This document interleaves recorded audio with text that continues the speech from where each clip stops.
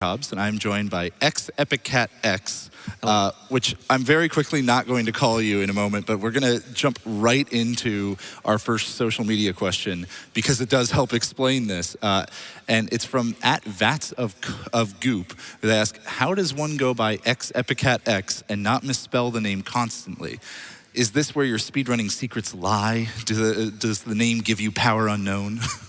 So as far as the first part of that goes, the XepiccatX part, its origin is like all good names from Xbox Live, where it gave me the name Epic Dog followed by like a million numbers as it does. And I was like, hey, I like dogs more than cats, but I don't like all these numbers. So when I made it, it was X and then a space, and then Epic space cat space X. So that people wouldn't get confused and call me like XepiccatX or something. Sure. Yeah, and definitely. Then, it was simple. And then I very quickly learned that spaces don't work everywhere. Right. And so it just had to get combined together. So. But you do go by another name Yes. in certain communities. So one of my good friends, we were playing Overwatch one day, and one of his IRL friends joined in, and he said, oh, hey, what's your name? And so I told him, oh, my name's Brian. And he took a second and then said, that name's dumb. I'm going to call you Bob. And apparently I'm just Bob everywhere now. So Yeah, because I've known you for a while from the Ori and the Blind Forest speedrunning community, and so to me, you're just Bob. So I hope everybody's okay with me calling him Bob for the rest of this interview segment, because it's probably going to happen. But I want you to tell us a little bit about Remnants of Naezith, because I think it's a game that not a lot of people know about and is an awesome speed game. So tell us a little bit about what the game is. Yeah, so the game came out like very, very shortly before Celeste. So it was very quickly overshadowed as like a movement type game. But the game itself, as far as the lore goes, you play as this guy who was searching for treasure and then died, and his body got possessed by a thunder dragon, and it turned his hands into grappling hooks, and now you have to go around collecting magical chunks of dragon meat to find his treasure. Yeah, so it sounds like a totally normal It's story. regular lore. The gameplay itself, though, is a 2D platforming game with grappling hook mechanics. So very fast-paced, very action-packed. You'll see when I get on stage, like the first inputs of the game for optimal strats are just bonkers, and the game doesn't slow down. It just starts off as like tutorial levels, which are pretty tough, and then just ramps up and up and up to the point where at the end there's like saw blades everywhere and lasers, and you're just trying not to die. Jeez. And it's scary. And that it's one of those very fast games, right, where an IL is maybe 2 seconds. Oh seconds. yeah, it's an IL game. I like to call it like the love child of Dust Force and Super Meat Boy. Right. But then you throw in like the ninja rope from Worms, and that's the game that you get out of that. So there's a lot of crazy stuff. That's beautiful. Now, you've got an incentive for this game coming up, right? What is the incentive exactly? The incentive is bonus levels, which the game features 80 regular levels, and then hidden in each of the chapters are 2 secret little mini chunks of dragon meat. And if you collect those and bring them to the end of the level, they unlock bonus levels. So it would be 8 secret levels throughout the game. They all have some sort of weird quirk, and the very last one, I'm not going to spoil what it is, but the very last level is called Void, and it's a very thematic level in that it fills my heart with absolute nothingness until I die as a husk of nobody. What would you say is your success rate for that clearing that level? It's not about success rate at that level. Sometimes I will go and I'll get it first try. Sometimes I'll go and 45 minutes later I give up. So hopefully it's the former and not the latter in this case. I might have to resort to showing off the world record run if it takes too long. We'll see. Hopefully it won't be a problem. Hopefully you'll get it. Well, I did want to ask a couple of more social media questions. We got one from Augendrocker, who's actually Richard here, one of the members of staff, who asks, what is your favorite level and why is it Threshold? So Richard has played this game for something like 40 hours, and I want to say 30 to 35 of those hours have been on the first level, Threshold. So his running meme is that Threshold is the only level in the game, and that it has to be everyone's favorite because of that. Of course. But my favorite level is probably not Threshold. Well, we'll find out what your favorite level is maybe during the run and everything. I did want to ask, how did you get into speedrunning in the first place? So speedrunning for me started off, I bought an Xbox One and it came paired with Ori and the Blind Forest. And so I played through that game like 3 or 4 times. And then the only achievement that I couldn't get with it was beat the game in under 3 hours. And I like played through a few times and couldn't do it. And then I realized, oh, hey, speedrunning is this thing that exists. So I went online and found runs by Grimelios, another runner who's here all the time. And that sort of kickstarted me in Ori. And then now you've gotten actually really good at Ori and the Blind Forest, right? And several other games on top of that, and Remnants of Naezith included. Yeah. Have you, like, how many games do you think you've bounced between? 3. I'm pretty sure it's only 3, unless you count the 2 iterations of Ori as different games. But I do play a lot of other mechanically intensive games like Osu and rhythm games and stuff like that. So I'm not limited to just speedrunning games. You're looking forward to Will o' the Wisps, of course. And Hollow Knight 2 and all of those other fun platforming type games. Well, awesome. Hey, Bob, thanks for being with us. Or sorry, XepiccatX. Thanks. Thanks for talking with me for a little bit. No problem. Hello. Wonderful. Thank you very much. So before we get into this game, the speedrun just goes really hard right off the bat. So there's some stuff I want to go over before we do that, just so that you're not jumping in blind. So first off, I'm going to do a roll call. So I am EpicCat, Bob, Brian, all of these things. Behind me here, we have Shed, who has never played this game. We have Poogle, who has played the first area of this game casually up to a point where she got frustrated. And we have Lurking, who started playing this game very recently. Basically, nobody plays this game. There's like 6,000 people who own the game, so I'm going to be doing solo commentary for this. And before I start the run, I actually want to just go over the very basic mechanics of this game, because if you don't get these, then you're not going to understand any of the game. So the first thing to note, this is a platforming game, so we can go left and right as per usual. We can jump, and we can also double jump in the air. I'm just going to turn the volume down here actually very quickly. There we go. So we can double jump in the air. We can dash. And if you look at the bottom, there's sort of a dash stamina bar that refills as we go through the level. And if we stand still, it recharges faster, which is very useful. The bread and butter of this game, the important part, is the grappling hook, which comes flying off at a 45-degree angle wherever we're aiming, and it will latch onto any wall, ceiling, or anything. It moves us in a circular motion, and we cannot grapple onto spikes, saw blades, metal blocks, stone, all that stuff. The only key thing to know about the grappling hook is the longer it is, the faster we go. So that's all you need to know for now. We'll go into a couple of things once we get into this. So the last thing that I want to say is we are all going to be donating $1 per death of this game, because I'm going to die in this game. And additionally, the very first level of this game has a really stupid start to it. So if I miss it once, then I'm going to reset the level and donate $5. So we'll see how that goes. Yes, absolutely. All right, so we should be ready. If I can get a countdown with the crowd, we'll go in 5, 4, 3, 2, 1, go. Oh, hey, we got it, yes. All right, so the first thing you're gonna notice about this game is I am grappling everywhere I can, and I wanna, oh yes, made it through that too. All right, that is 2 scary things out right away. So I'm grappling everywhere I can. The grappling hook actually increases our maximum speed in this game. So basically, the more we grapple, the faster we go. General rule of thumb, very useful to know. As I said before, the grappling hook moves us in a circular arc type of motion. So that means that I don't only have to look at where I'm grappling, I also have to time my releases on my grapples if I want to get the right amount of speed and not go flying off into infinity. So there's a lot of stuff that goes into proper grappling. Here we see these stone walls. If I grapple onto them, it makes music. We can't grapple onto them, so we have to wall jump, because yes, you can wall jump in this game. Very nice stuff. Here we're gonna see in these next couple of levels the property of preserving momentum with our grappling hook, especially vivid in this level. You're gonna see I'm grappling and then making a giant circle, and that's gonna launch me really high up. Very useful mechanic to go through throughout this game. Thank you. On this next level here, I do a tiny hop off the edge. You're going to see that in most levels in this game. That just gets me falling down faster. A lot of things in this game are going faster. Oh, I tried something crazy there. That's the IL strat for this level. Almost got it, not quite, no big deal. On this level, you're going to notice especially towards the bottom here, that I'm doing constant grapple jumps. That's because grappling actually resets our double jump in this game. So when I do these grapple jumps, I missed the remnant at the end.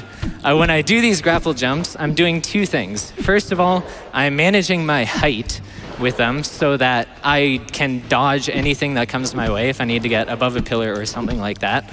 And the second thing I'm doing is I'm making sure that I am a set distance away from the roof so that my grapples are as long as possible and I make as much speed as I can. A couple of things there. At the bottom here, you'll see some water. Water in this game is actually the only thing that slows us down as we're moving. So it's important to spend as little time on water as possible. Here's a cool thing. If I grapple onto a wall and then jump, it actually pulls me towards where my grapple is, which is very useful in many places in this game. On this level, if you look at the sides, there's this gross green sludge stuff on the walls. That prevents us from wall jumping up walls as slime normally does. So that's something to look out for in a lot of levels. We are actually really quickly approaching the end of the first area. This first area is called Jade, and it's sort of like baby's first steps in this game. As we move on into other areas, like this one, we're going to see new color palettes, new levels, new challenges, and the game just gets harder and harder as it goes. This one's a very nice brown color palette and also has a bunch of different levels. Some of them are shorter, some of them are longer, and actually this next level coming up is one of the longest in the game with not much happening. So this is a great time for, let's say, 2 donations. Sure. We have a $200 donation. Yes. From Epic Cat's older brother. Oh, thanks, says, staying up late to watch my brothers run. Good luck, Brian/Bob/Epic Cat/whatever the community calls you next. Have fun and play well. Thank you, guys. We have time for another one? Yes, hit me. We have a $100 donation from Lost Dragonist who says, let's send XepiccatX to the void. Donation goes to the Remnants of Naezith bonus levels. Wonderful, thank you. This level, cool thing, is the only one that spawns us in midair. A lot of fun. So yeah, as you saw before, that really long level didn't really have much going on in it. It was kind of long, but there wasn't any like dangerous things in it, unlike those spikes there. That's a general rule of thumb in this game as well, is that longer levels tend to be less mechanically challenging than their shorter counterparts, whereas short levels tend to be, you know, can you nail this grapple, can you jump at the right time, all of that stuff. This next level here puts that spinning move into play that we did earlier. I'm gonna spin here, oh, a little too high, but it still works. Build up quite a bit of speed so that we can get over this water thing, again, spending as little time on the water as possible so we don't slow down. If you look to the bottom right here, you'll actually notice the remnant at the bottom, but we can't go into that because it's behind a speed gate, so we actually have to go flying all the way up here just so that we can fall down, slow all the way down, and barely make it through. Interesting gimmick there. Now this level is called the Hill, and it has no checkpoints on it, which is interesting. If you've been paying close attention, you'll notice that sometimes we pass by these areas with little spinning white things, like one right there. Those are checkpoints, and an interesting thing about this game's speedrun mode is that when you die, you actually lose additional time. So you lose 1 second to the death animation, and then an additional 2 seconds as time speeds up while you're dead. So consistency is good. Here's a cool mechanic. If I grapple and then dash and jump, I actually gain a ton of height. That is called a dash pull and is probably the single most useful mechanic in this game. We're going to be seeing those everywhere. We've actually already seen them everywhere. This level is spin. There's a guy in the community named Snowball who is absolutely insane and has grinded this level for like 60 hours because he's insane. This level, if you are a fan of orbs, this level is for you. We got some orbs chasing us right here, and those will actually kill us unless we dash through them. So we need to make sure that we have our boost stored up properly if we want to do these levels. I'm gonna try something here that I don't always get.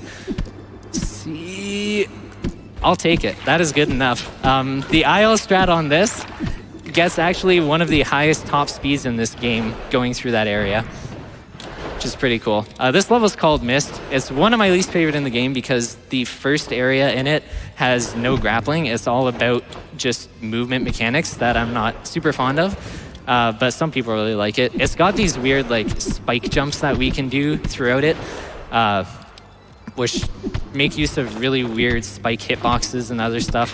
No, I can't do them. I'm not that good. Here we have red mire, and at the end are these red lasers, and we're actually going to see them basically everywhere throughout the run now. That's the first time they're really visible. So like here, spike hitbox is being mean to me. Here, if we go up all the... All right. I see what you're doing, game. I see what you're doing, game. Let's just... Okay, I'm just going to go the slow way. This game's being mean. If we go all the way up here, we got this bounce pad here, and you see there are lasers everywhere. Tons of lasers. They look like candy, they look like licorice, but you don't want to eat them because they taste like burning flesh and sadness. Here we're actually on the last level of sand. This is Sunken Caves, and the water at the bottom is chasing us all the way up, but as long as we're fast, we make it through with no problems, and now we're into metal. And metal is a beautiful zone. This blue color is so nice. But it's also a very mean zone because everything wants to kill you. This is where the game starts going out of its way to actually like make your life miserable.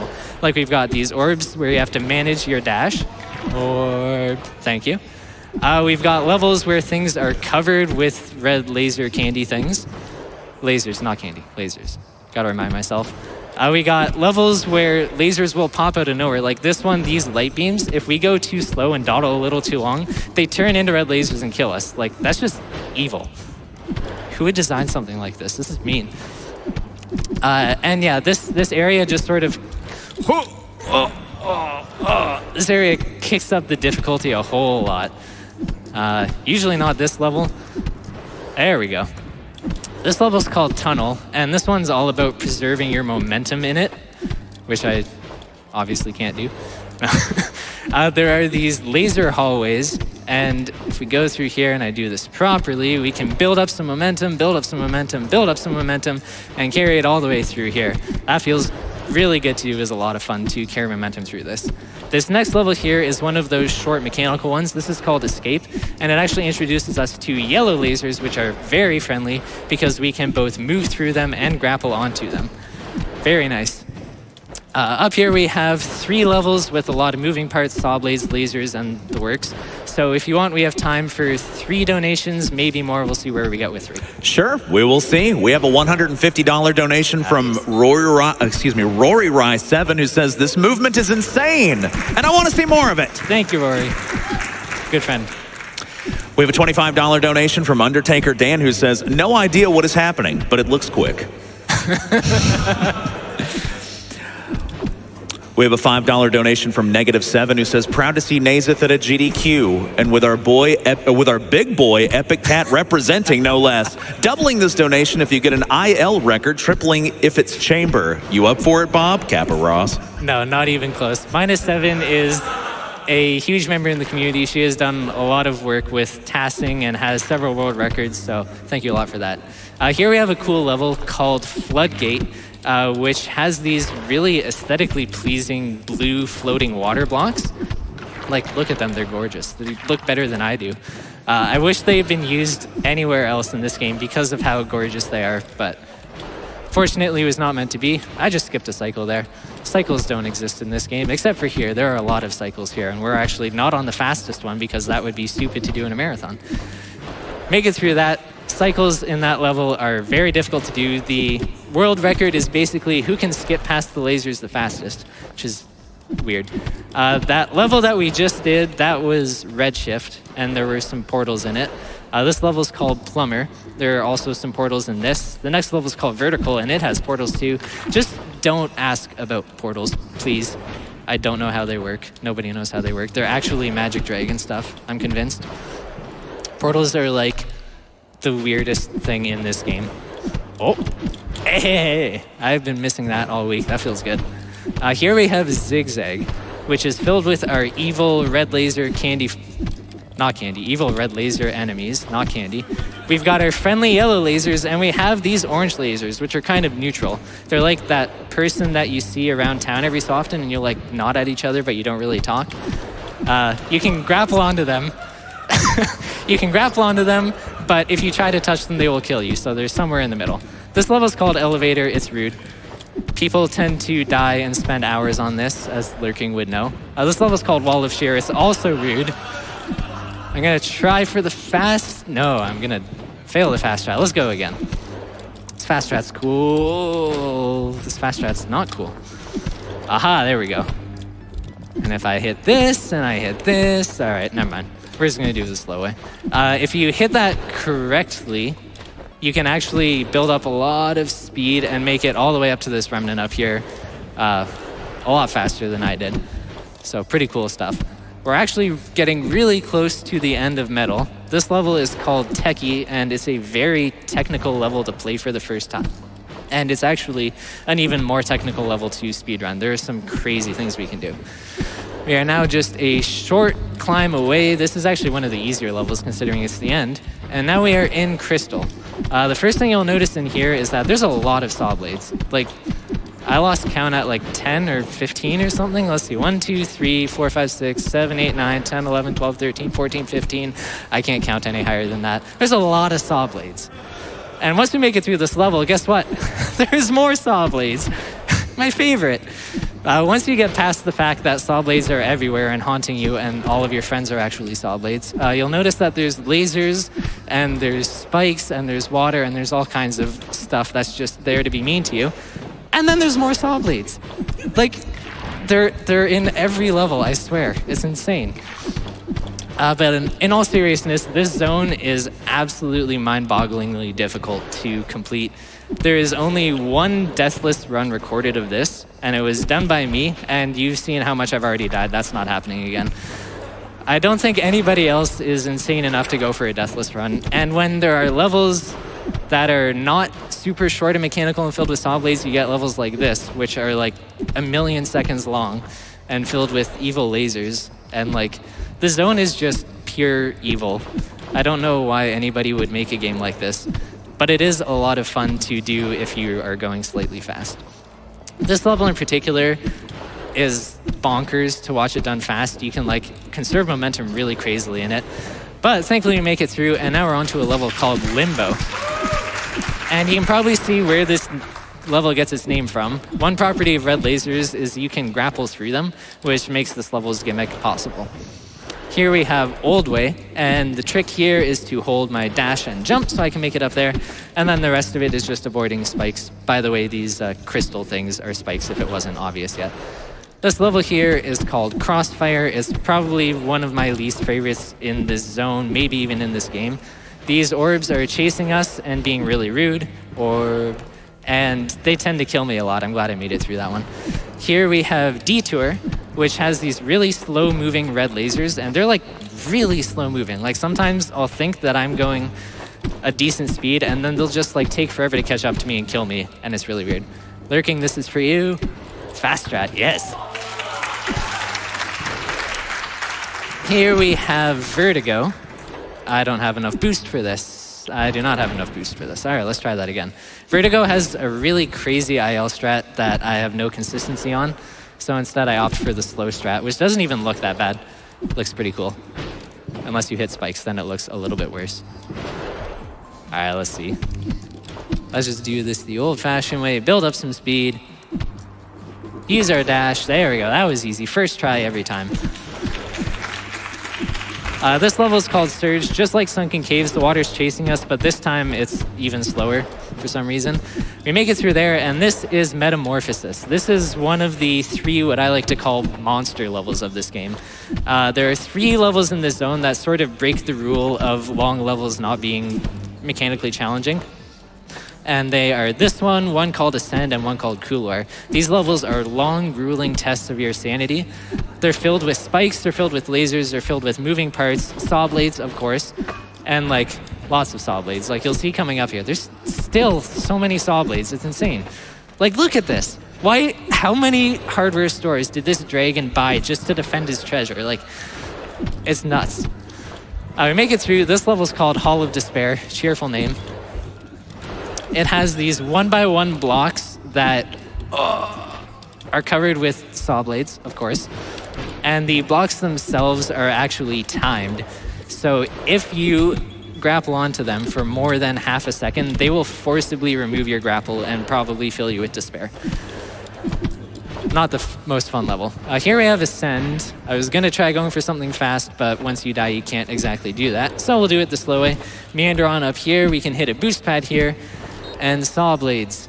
Again, still, they haunt me in my dreams. I see them everywhere. Once we make it past the saw blades, there's more saw blades. But once we make it past those saw blades, there's more saw blades. And once we make it past, I'm just gonna stop there. This level is really spooky, and optimizing it is actually surprisingly difficult. Getting to the end of that level with the right amount of boost going quickly is not easy to do. This level's called Heretic, and the hardest part of it is right here, where we weave through the lasers, no problem. Even harder is this level. This is the last of our monster level trio. This one's called Cooler. Did I mention that? I don't remember. It's got spikes instead of saw blades, and like everything has spikes. There are 4 platforms on this that don't have spikes. One is the spawn, 2 of them are checkpoints, and one of them for some reason is just a random 1x1 that I think they forgot to put spikes on. Getting through this level for the first time took me like hours. It was not a fun experience. Thankfully, I can do it fairly consistently now. And we are moving on to Ascend. Ascend is a level that could be considered a monster level. It's long, it's challenging, but in my opinion, at least the checkpoints are a lot more forgiving than the other levels. The hardest part, if you look to the left, we're gonna have to go up there. That's probably the hardest part. It's filled with candy. I mean, lasers. I gotta remind myself every time, this is not candy. Filled with lasers, and as long as we play it a little slow, no problem, and we're on to Ruins. This level is very appropriately named because it ruins all of my good runs. Get it? Because it's called Ruins. No, this level is actually really difficult to do, especially your first time through. It's tight quarters, there's spikes everywhere. You have to do dash pulls that are stupidly accurate. Not a very fun one. Once we made it through that, we're on to Hope. The hardest part is this jump, but I have good muscle memory. Feels good. We are now just one short grapple away from the last level in the game. And this is called Chamber. It features a riveting 20 seconds of spinning in circles. That is right. If you like circles, this is your level. On the right side, you see saw blades that are slowly opening up, and we have to wait for them to be wide open enough for us to fit through, but we also have to wait for a cycle where we can get through without dying to the lasers or the saw blades, which would be this one. And I can take my hands off because time.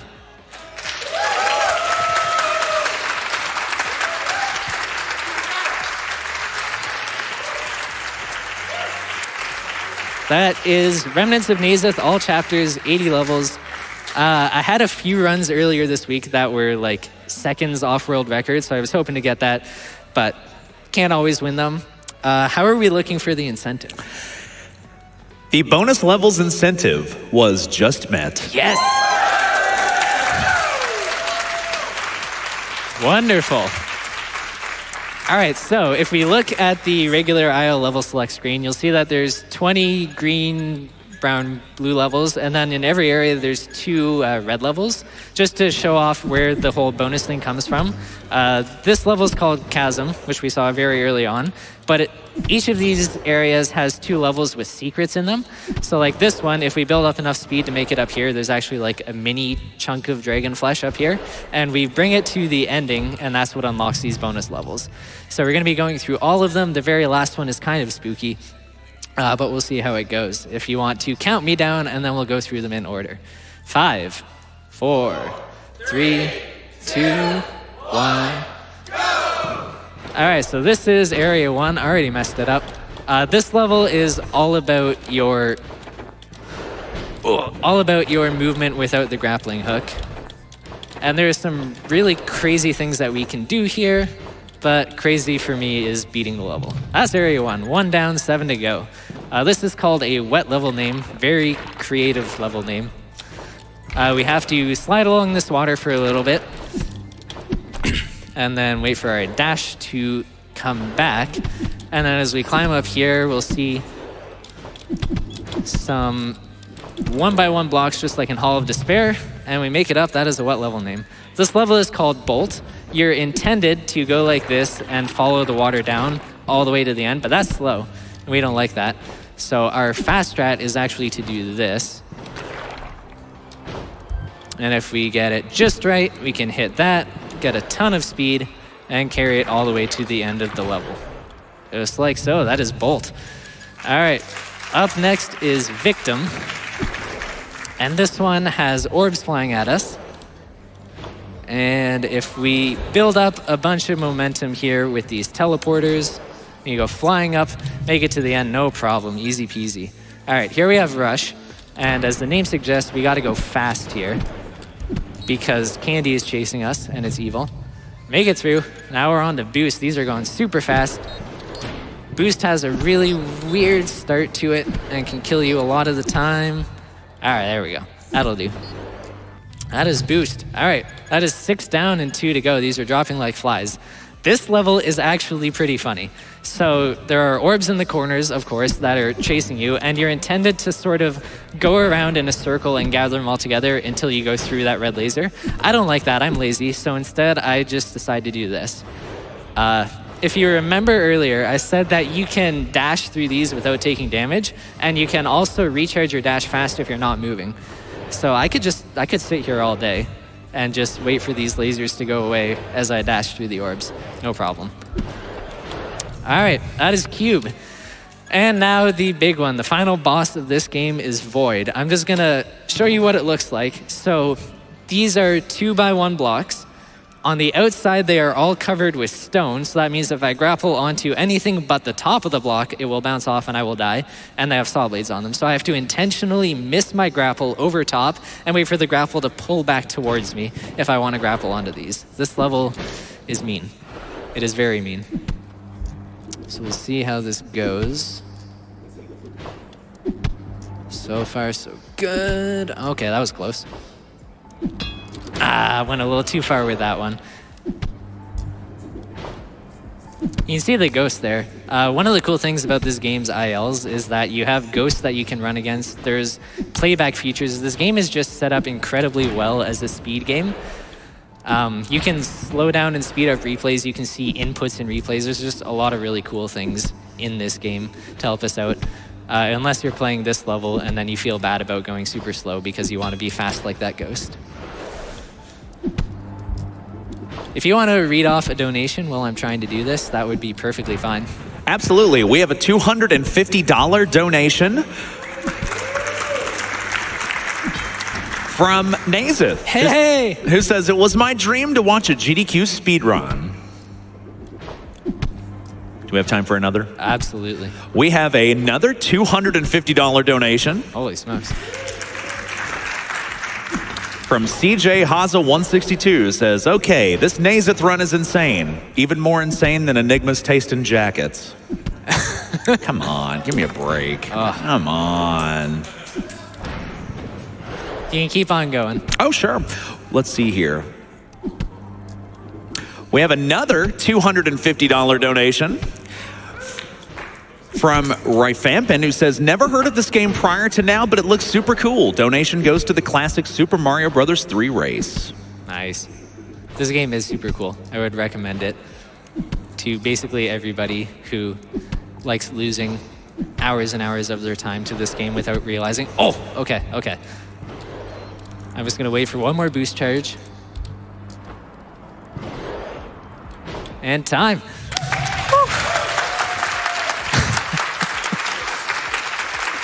Oh, that was Void.